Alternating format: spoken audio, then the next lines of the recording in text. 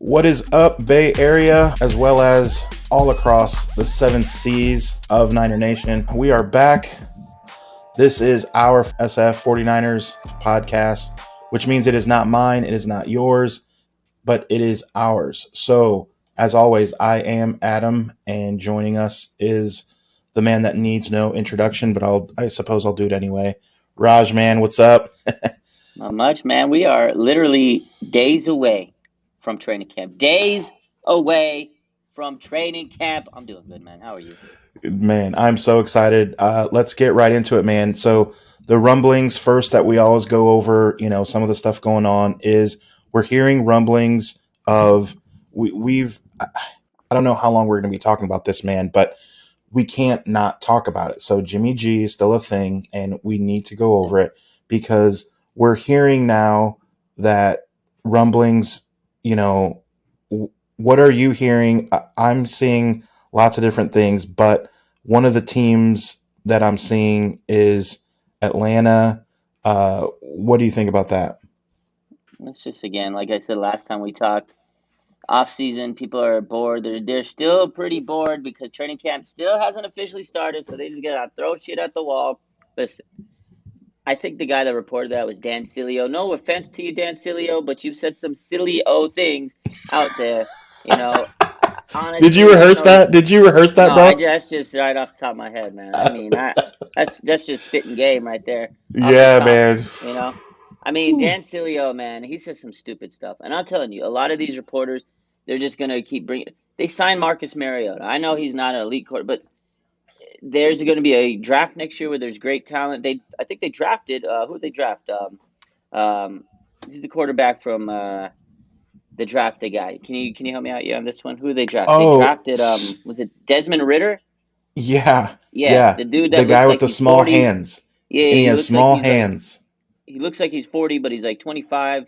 That cat, but I think he could be decent in that with them, And they got Marcus Mariota. They don't need They're to not a go out. contender, and Yeah, so exactly. They don't. it's not like they can ride off that and be like, oh, we need someone. Like they're not Yeah, that they good don't need a anyway. veteran quarterback that's just going to be the missing piece. Like that's not. They got a lot of things they need to fix. They're still a very young rebuilding team. They got rid of Matt Ryan because of that reason because they know they're wasting his time. Let him go to a team that can actually maybe win and get to the playoffs and stuff. So that is just silly. I don't think it happens. And why would they want to pay Jimmy a hefty contract? I don't think they have much to offer the Niners. And if they're rebuilding, again, they're rebuilding. They want to keep their draft picks. They're not going to throw us draft picks to get Jimmy. Jimmy, I think, and I've said this before, I was live, I was on my podcast and everything this week. And last week, I believe Steve Young was on KNBR, and his prediction is Jimmy's going to pass his physical. He's going to ask the team to release him, and they're going to grant him his wish. As simple as that. I think that's what's probably going to happen. The more I think about it, I don't think anybody trades for him. There's not a lot of trade partners out there. It's dwindled unless an emergency happens. I think Jimmy gets released. Over the last week since we talked, the team has officially granted him a trade request, him and his agents. But I mean, we've been knowing that he's been basically on the trade block since March, but it was an official report, so it makes people kind of, oh, wow. So then again, that's where these people start thinking, oh, the Falcons, and again, when one of these reports come out, people will start looking at the headlines like, oh, Jimmy G's back in the headlines. What can I do to get traction? What can I do to get engagement? And they just drop something like that. So that's all I want to say about it because it's a nothing burger to me. Now, I do wonder a team like Atlanta or Cleveland, if they have their main guy that they're thinking they can go with, gets tears an ACL the second preseason game. I mean, yeah, and that's why I said emergency situation with one of these teams. If something happens to any quarterback in any team, they're gonna be panicking, and then Jim Dale will come knocking on the door. And I think that's where the Niners are at. Is they're gonna hold out hope. If there's an emergency, somebody's gonna come knocking on the door. But otherwise, I don't think that there's gonna be many teams knocking down the door. I mean, Josh Rosen, for Christ's sake, just got signed to the Browns. Josh Rosen, Rosen. Now, Have don't you be seen? hating on my UCLA guy. I'm a I'm not UCLA hating on him. fan, I'm not hating on him. but But I mean, come on. I don't know if you've seen his like Twitter header. Like I think Bleacher Report posted this because someone had noticed it. He's got like all his like I think a photo of him on the Cardinals. His team bios is like Dolphins quarterback. Then he's got like it's a mess. Like he has all the teams that he's played with represented in one. I was like, man, that would make one hell of a LinkedIn profile. This Right? guy. He's been on what, Yeah. 5 teams? He's been in the league for what, 4 or 5 years? He's on 5 teams. That's bad, bro. Yeah. No, he's not the answer. We all know that. Yeah, So it'll but be interesting to see. yeah. Point is, they went over Josh Rosen, and if Jimmy Garoppolo doesn't have a job, this it's small hope. It's meager. I don't think there's much chance that he gets traded. But hey, we'll see. Training camp's in a few days. Stories are gonna all come out. Let's get to training camp. Yeah, man, that's what it was. Next thing that is on the list for sure is, so let's get into it. Let's maybe break down the the positions. Who do you want to start with? I mean, let's take a look at the running back because there's been a lot of talk about running back lately. I was on Twitter the other day. One of my boys, Rohan, I don't know if you talked to, if you ever know him, seen him on Twitter. So he was saying that he's not going to get 1,000 yard running, rushing yards, and then it was like sparked this whole controversy on Twitter. Not really to say controversy, but a good debate, and people are talking about it.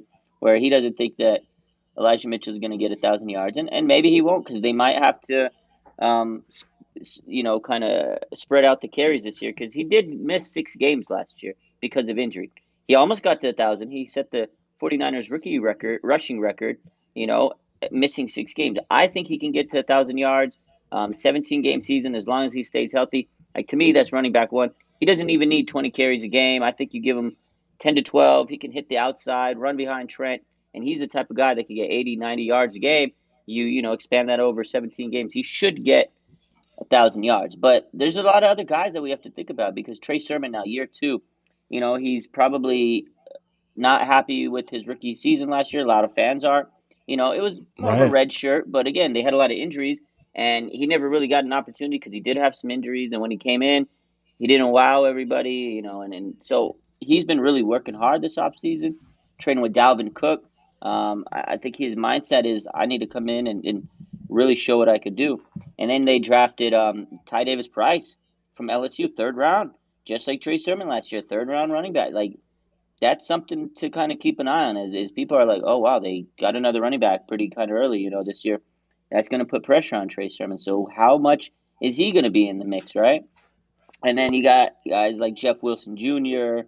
How much is he going to have an impact? A lot of people think he's running back too. I mean, he was solid. He was kind of the guy that everybody thought was going to have that breakout year last year, and then the injuries mounted up. So they gave him another chance this year, and he was that red zone back. And now is he going to continue that role? And then you got Jermichael Hasty, who I don't think is going to make the roster. Based on those guys, I don't think he's better than any of those aforementioned guys. So I think your running back room is going to be Mitchell, Sermon, TDP, and Jeff Wilson. Maybe somebody else comes up. There's some undrafted players that are looking okay, and Kyle Shanahan's really good at finding these gems at running back. So that's a critical position to me because the offense is really predicated by the run. Now the offense generates this everything because of the run. Play action opens up. The motion, all those little gadget plays that Kyle Shanahan does is all because of the run game, and then the blocking has to be critical. So that brings you to the O line. How much um, improvement can the O line be, or how good can they be? Because they're missing. We've talked about this a couple times on our last shows. You have Alex Mack, Laken Tomlinson. They're gone, right? Mike McGlinchey coming off a right, or he's coming off a quad tear, but he says he's in great shape, and he feels ready. So that still is something to keep an eye on. How much can he bring into training camp? Is he going to tire out? Is he going to fatigue out? Is his body in that tip top shape like he says he is? Like it's great to say it, but when you're out there training camp grinding, putting all that pressure on your knees, it's tough because if those guys, those big hog mollies, can't block, the run game's non-existent. So we're gonna have to put a lot of pressure on guys like Jake Brendel, guys like Aaron Banks, guys like Jalen Moore and Dan Brunskill. Those guys are really gonna have to step up. So the running backs and the O line kind of go hand in hand because if those two components are not gelling well, if they're not doing good, it's gonna be a lot of pressure on Trey Lance. What do you think offensively then? What is there a something that you're looking for with training camp, a major question to be answered, or is it just more like hey, everyone's got to come to work. They all got to do their job. And let's just see then that first preseason game at home against the Packers. We'll see where we're at. Or is there something glaring that we need to look at? I don't necessarily think there's anything like glaring or like a big concern. I feel like this year we're actually coming into camp very healthy compared to years past. Knock on wood, right? Not too many Right. massive injuries that I could really think of off the top of my head. People are coming back from injuries, right? Like Jason Verrett, is he going to be healthy? Javon Kinlaw, is he going to be healthy? Justin Skule, Mike McGlinchey, like we mentioned. And then what the hell happens to D Ford? Is he even going to be on the roster, right? They stacked up the D line talent, right? You got Omenahu, Samson Ebicam, Drake Jackson, Kerry Hyder, et cetera, et cetera. They get a lot of players. They're going to go in there and battle. Drake is D Ford even going to be there? I don't know. I couldn't tell you, right? So that's something to keep an eye on. So to me, the big question is how healthy can these guys that are coming back, that are expected to come back, be? Can they contribute? Will they be able to make it through the rigors of training camp? Again, Mike McGlinchey, great example. Javon Kinlaw, beautiful example. This guy is so determined. He's so ready. He's playing with a chip on his shoulder. I can tell. I was on live last night on Instagram, and he popped in and he was talking to us, and he was like, "Man, I'm so ready. I feel like I'm in great shape." He goes, "The world's gonna see." Like you can tell, he has that mentality. He wants to go out there. He's got the fire in his belly, but he's got to go out there and prove it. He's got to show that he. Like, it's one thing to say it, but you got to show it now. So everything you're saying, all your actions, they have to have some voice to them. So or all your words have to have some action to it. So to me, that is the big glaring issue is how are these guys that are coming back to this team, injured, how are they going to respond? And then you got Tarvarius Moore, right? So there's going to be some camp battles that we're going to look into, right? Cornerback for sure. Who's going to make it? Who's going to be the nickel corner? Who's going to be your safety, starting safety next to Jimmy Ward? Although most of us pretty much think it's going to be Hufanga. So then, who's the depth? Who's going to be behind those guys? Is Leon O'Neal, the undrafted safety that has the killer mindset? Is he going to make the team? Right, undrafted player, but he's coming in there looking like he wants to take a starting role.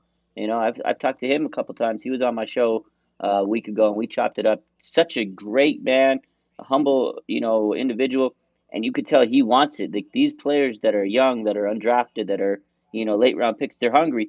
But there's a lot of other players, 90 players on that roster right now that are just as hungry that want to prove it. So it's going to be tough. Some of these battles.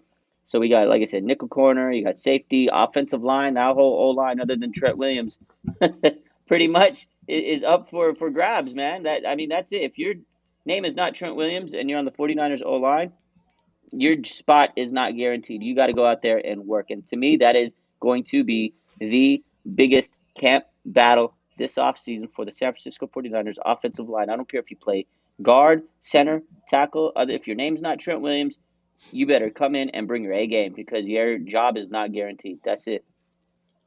Right. Yeah, that's one thing for sure. The defensive backs and the offensive line were something that I wrote question marks when I was going through everything, looking at notes for our show and things like that. Is the DBs because of just the frustration that was last year. And so guys coming back healthy and then new guys, Hufuenga, like, man, that dude, obviously the comparisons to Palomalu are there just when you just look at him and you see him run around out there. If he can be a fraction of Troy Polamalu, can you imagine the damage? I mean, if he could be 75% of 60%, come on. Troy Polamalu was a bad, that man was in the backfield before the play was even snapped. Like, you could already know, Oh, like, he knew where the ball was going to be. His eyes, like, he would track shit. And I'm like, oh, this guy's about to make, like, you could tell yeah. when he was about to make a play. I was like, oh man, don't Uh don't oh. even go to his side. It was like the guy was, his instincts were amazing. So yeah, if he could be a fraction of what Troy P was, he's gonna be amazing. I mean, he got the hair down, so that's the first step, right? I'm excited for He's Big. got that swagger He to does. him. I'm excited for Big Huff, man. I really like this kid, USC boy. He just has this like vibe about, like he has that it factor. That like you look at certain players and you're like, oh yeah, he's a football player. He's dope. He's dope. He has it to me. I like him. And if Jimmy Ward is Yeah, giving I'm a, you his endorsement, that's big. To me, Jimmy Ward doesn't just say everybody's a good player. He's like hyped up. Hufanga, that's his boy. I'm excited. Speaking about your boy, my boy, Trey Lance. That's again, we can't talk about training camp without talking about Trey Lance because it's training camp. I'm good with the puns today.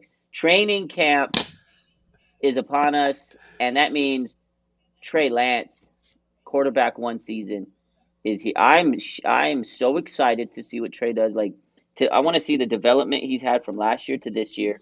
Last year's Right. training camp to this year. I was there last year a little bit. This year I'm going to be there the whole time for the most part. I might miss one day. But I want to see what Trey does, quarterback one, leading these guys, the way he kind of commands the huddle. I'm looking for a lot out of Trey, and I think he's going to be turning heads. People are going to be rubbernecking when Trey comes out. They're going to be, oh man, it's going to be one of those things where you're out there, you're seeing all these players, and then the moment Trey comes, you're just going to be like, oh god, all eyes on Trey. He's going to command the views. He's going to be the guy that everybody wants to keep an eye on, and I think everybody's excited. It's a new era basically, and whenever you have changes, you're excited, you're nervous, and you really want to invest your time in, and you're going to have your eyeballs glued on that new person, on that new guy. He's the leader of this team now, the new quarterback, the franchise, right? So everybody's going to be glued and just zoned in on Trey Lance. I know I am at least.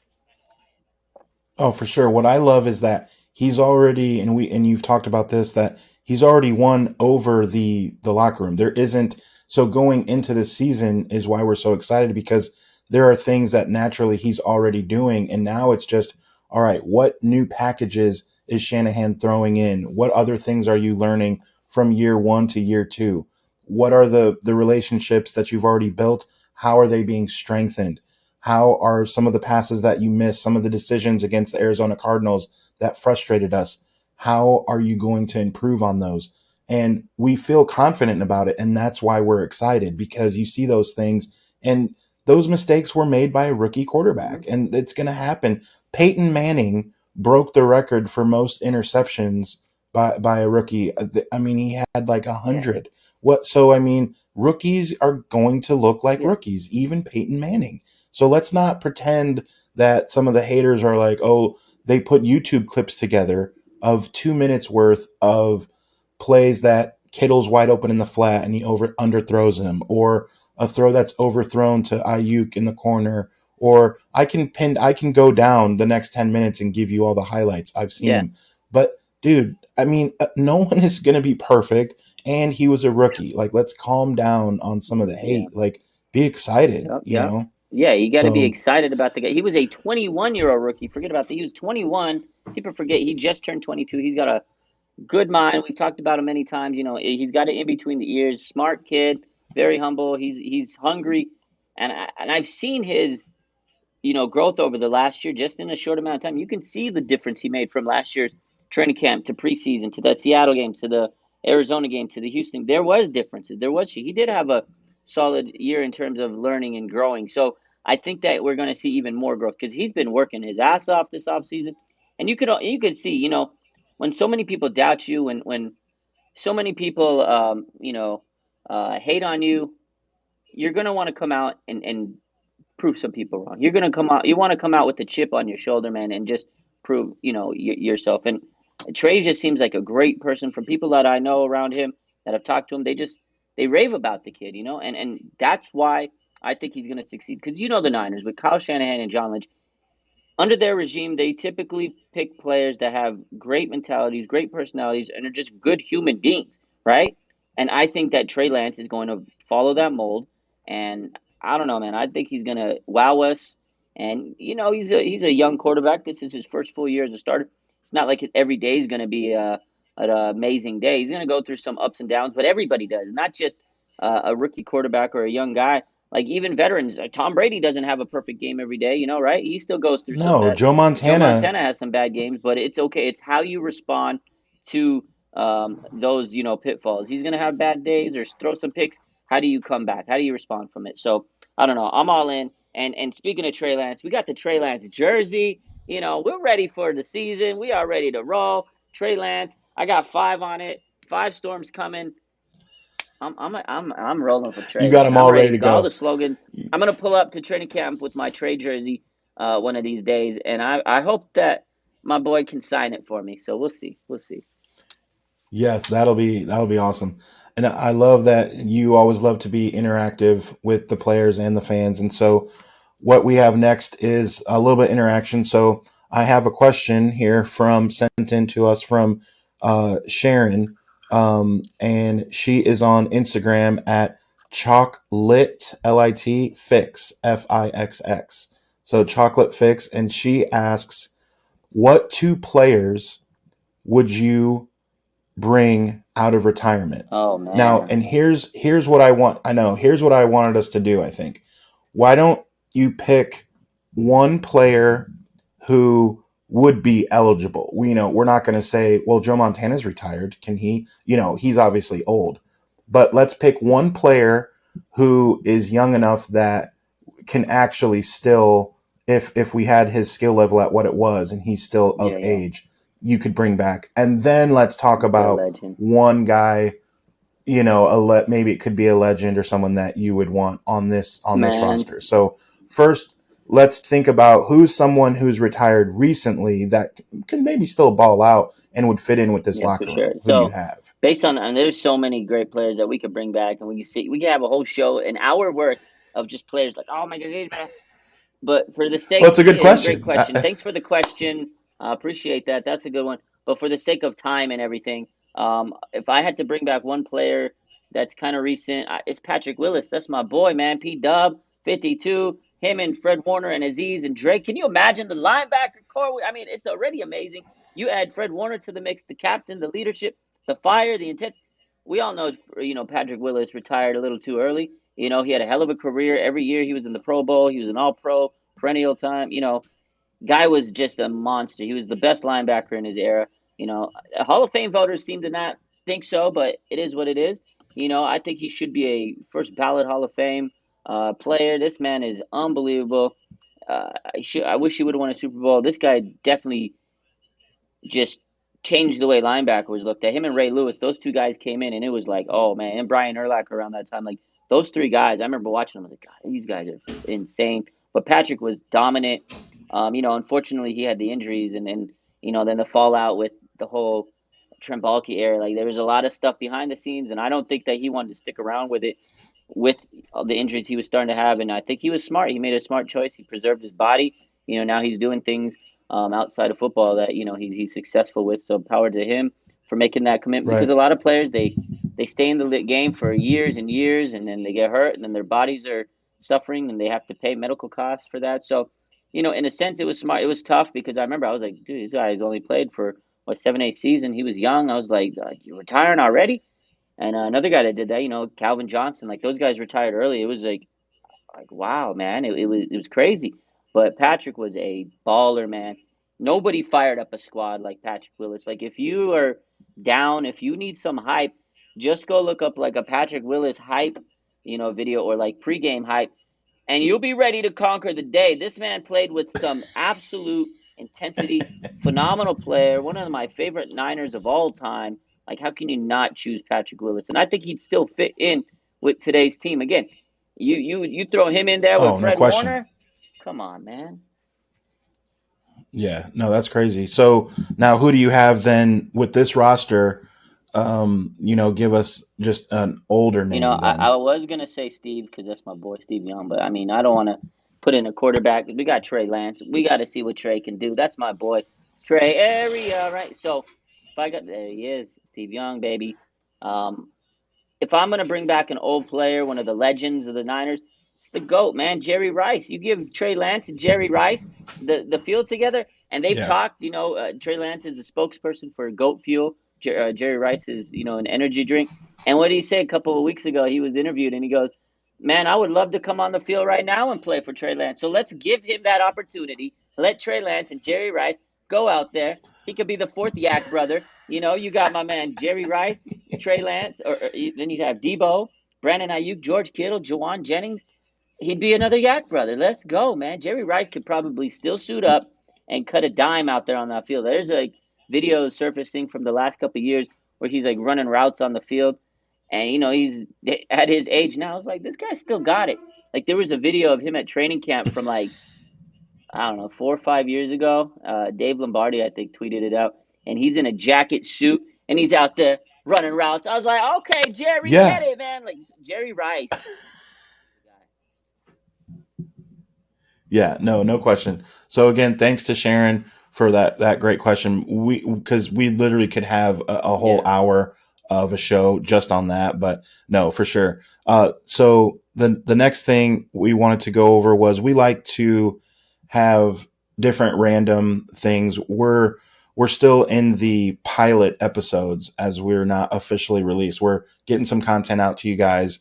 We both love the fans and want to do this. It's so fun, and we'll be thinking of different segments. But one thing we want to do is be able to talk about just different things that have nothing to do with maybe what's going on right this second, right? And just talk about old stuff and different things. We've talked about wings and just all kinds of music. And today, what we're going to talk about is favorite memory of a Mm. comeback win. And so I wanted to know, like, take us through what game was it, and then take us through your emotions. Did you turn off the TV? Like, how did that Yeah, play no, out? this was a good one. This was a good question. A little, good thing to think about because I knew the answer right away when you texted me that yesterday. I was like, oh, easy money. So, Really? 2003 Okay. NFC wildcard playoff game, 49ers Giants.